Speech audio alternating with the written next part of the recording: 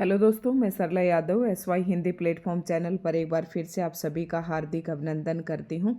और आज के इस वीडियो लेक्चर में हम पढ़ेंगे क्षितिज भाग 1 का अध्याय नंबर 13 और NCERT की लाइन टू लाइन एक्सप्लेनेशन। तो मैं व्याख्या इससे पहले वाली वीडियो में इसकी डाल चुकी हूँ। और आज की वीडियो जो है ये महत्वपूर्ण रहने वाली है PGT एस्टेट वाले कैंडिडेट्स के लिए। जैसा कि आप सभी को बता देती हूँ कि क्षितिज भाग 1 जो कि HBSC ने आपका यानी कि हरियाणा बोर्ड ने जो PGT एस्टेट का सिलेबस दिया है उसमें NCERT की ये पुस्तक दी गई है। तो उसी के संदर्भ में मैं ये पढ़ा रही हूँ। और चैप्टर नंबर 13 यानी कि टोटल अगर अध्याय की बात करें तो 17 अध्याय हैं। इसमें 8 गद्य खंड के हैं जो कि हम NCERT के लाइन टू लाइन और MCQs के साथ इन्हें पढ़ चुके हैं। और 5 क्वेश्चन जो हैं हमारे गद्य खंड के हो चुके, 5 चैप्टर 8 चैप्टर हमारे गद्य खंड के हो चुके हैं और जो 5 चैप्टर हैं वो पद्य खंड के हो चुके हैं। तो यानी कि इस प्रकार से 13 अध्याय हो जाते हैं। तो आप पद्य खंड का कहे तो इसे 5वां अध्याय कह सकते हैं। तो शुरुआत करते हैं आज के इस वीडियो लेक्चर की और इसमें हम सिर्फ MCQs करेंगे। अगर कोई भी कैंडिडेट इस अध्याय को NCERT की लाइन टू लाइन इस कविता की व्याख्या पढ़ना चाहता है तो इससे पहले वाली वीडियो मेरी ज़रूर देखें। और जैसे कि SY हिंदी प्लेटफॉर्म के नाम से मेरा टेलीग्राम चैनल है, आप उसे ज्वाइन कर लें सर्च करके। साथ ही SY हिंदी प्लेटफॉर्म ग्रुप के नाम से मैंने ग्रुप बना रखा है टेलीग्राम पर ही, और उस ग्रुप में मैंने कमेंट्स ऑन कर रखे हैं ताकि आप लोग जो हैं आपको जो भी टॉपिक पढ़ना हो उसके लिए आप मैसेज कर सके, या आपकी और भी कोई क्वेरी है तो उसके लिए भी आप मैसेज करें। तो वहाँ से आप देख सकते हैं, ठीक है, उसे आप ज्वाइन कर ले। मैंने जो कम्युनिटी डाली हुई है उसमें आप जाके इसका लिंक देख सकते हैं। अगर आपको ग्रुप का लिंक नहीं मिलता है तो मेरे पास कमेंट कर दे, मैं उस जो ग्रुप है उसका लिंक शेयर कर दूंगी। तो शुरुआत करते हैं। तो अध्याय नंबर 13 है, इसका नाम है ग्राम श्री। और ग्राम श्री जो है ये पद्य खंड का चैप्टर है 5वां, और टोटल देखें तो ये 13 अध्याय है। और अध्याय के दृष्टिकोण से कविता है। और ग्रामश्री जो कविता है इसके रचयिता यहाँ पर पूछा है। तो मैंने आपको बताया था कि इसके ग्रामश्री कविता के जो रचयिता हैं वो सुमित्रा नंदन पंत जी हैं। सुमित्रा नंदन पंत जी एक छायावादी युग के कवि हैं।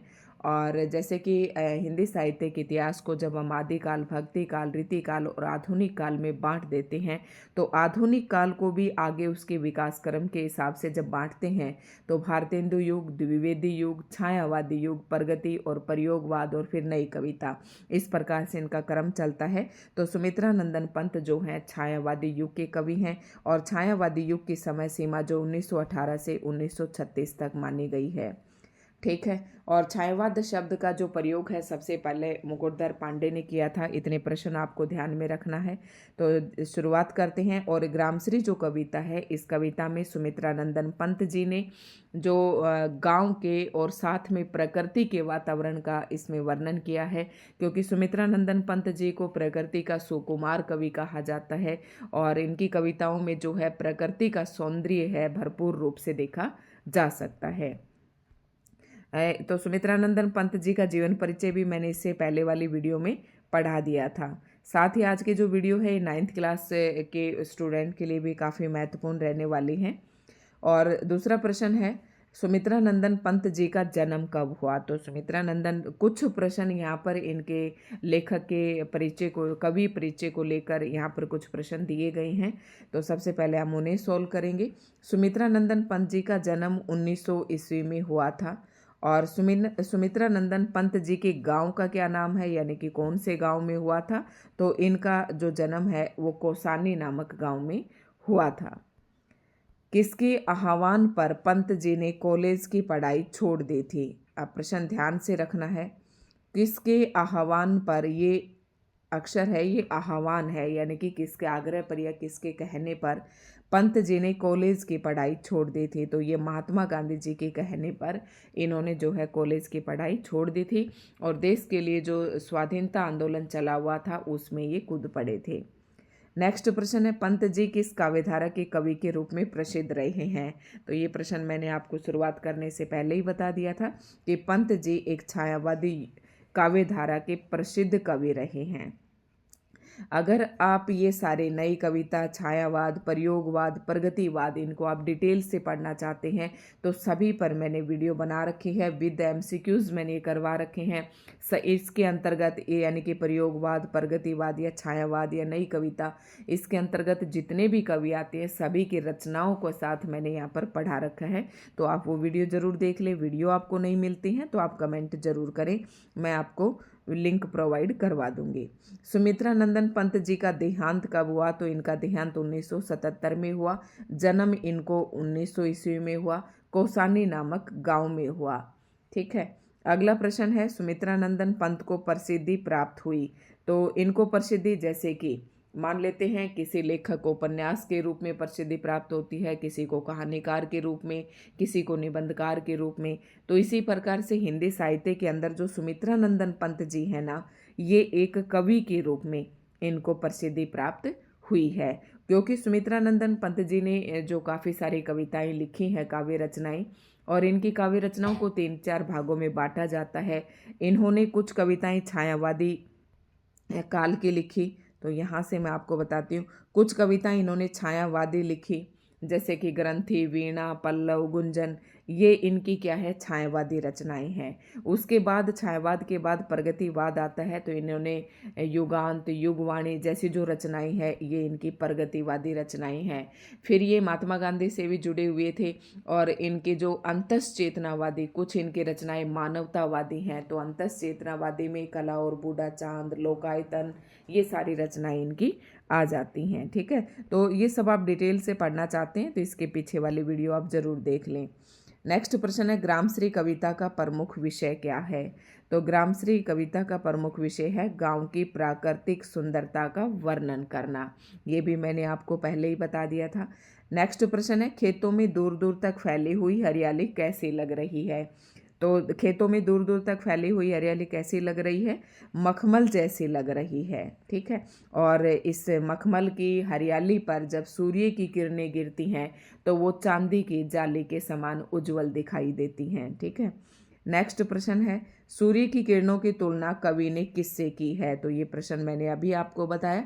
तो सूर्य की किरणों की तुलना कवि ने किससे की है? चांदी की जाली से की है। यानी कि नीचे मखमली हरियाली है, इसके ऊपर जब सूर्य की किरणें गिरती हैं तो ये हरियाली जो है चांदी की जाली के समान उजली लगती है। अगला प्रश्न है, कवि को हरे हरे तिनकों पर क्या झलकता प्रतीत हुआ है? तो जैसे कि मैंने बताया था, हरे हरे दो शब्द एक जैसे आ रहे हैं, तो यहाँ पर पुनरुक्ति प्रकाश अलंकार होता है। ऐसे शब्दों में इसको ध्यान रखना है। कवि को हरे हरे तिनकों पर क्या झलकता, यानी कि उसमें हरे रंग का रक्त झलकता हुआ सा प्रतीत होता है। वैसे रक्त का रंग तो लाल होता है, लेकिन जो पेड़ों के जो पौधे लगे हुए खेतों में, उनका जो तना है ना वो इतना हरा है कि ऐसा लग रहा है जैसे कि उनमें हरे रंग का रक्त छलक रहा हो। अगला प्रश्न है, सूर्य की किरणें किस पर सुशोभित हो रही हैं? तो सूर्य की किरणें किस पर गिरेंगी?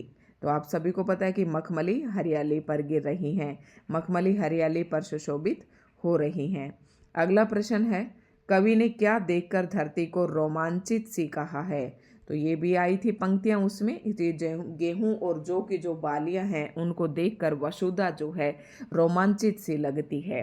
तो यहाँ पर इसका सही आंसर आ जाएगा, गेहूं और जौ की जो बाली हैं उसे देखकर जो कवि है उसको धरती रोमांचित सी लगती है।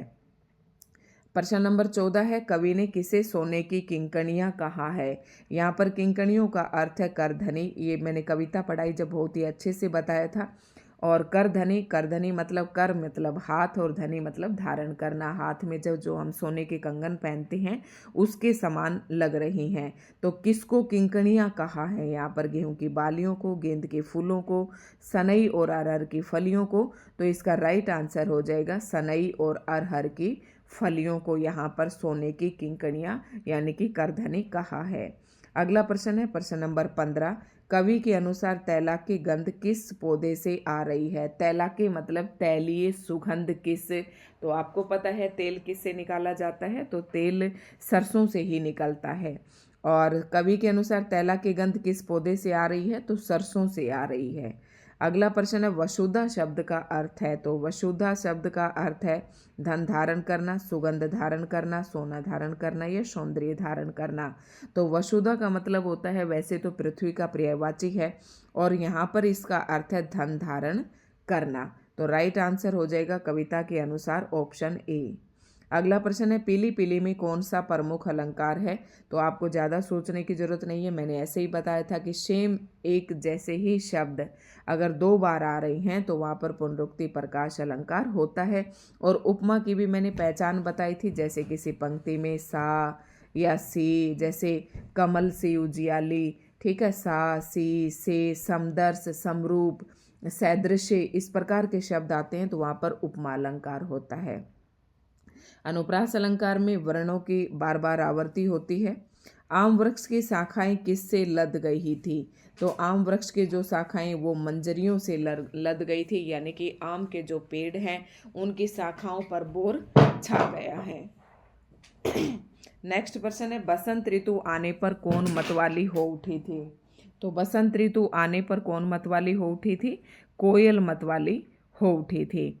अगला प्रश्न है पेड़ की डालियां किस फल से लद गई थी। तो पेड़ की जो डालियां हैं ना, इस कविता के अनुसार देखें तो आंवले के फल से पेड़ की डालियां लद गई थी। तो दोस्तों ये कुछ प्रश्न हैं जो इसे कविता के आधार पर थे। तो आपको कैसे लगे कमेंट करके ज़रूर बताएं। धन्यवाद। वीडियो आपको अच्छी लगी हो तो लाइक एंड शेयर ज़रूर करें। अगर आप चैनल पर नए हैं तो बिना कहीं चैनल को सब्सक्राइब ज़रूर कर लें और बेल आइकन पर प्रेस कर लें, क्योंकि जो भी मैं वीडियो डालूंगी उसका नोटिफिकेशन आप तक पहुंच जाएगा।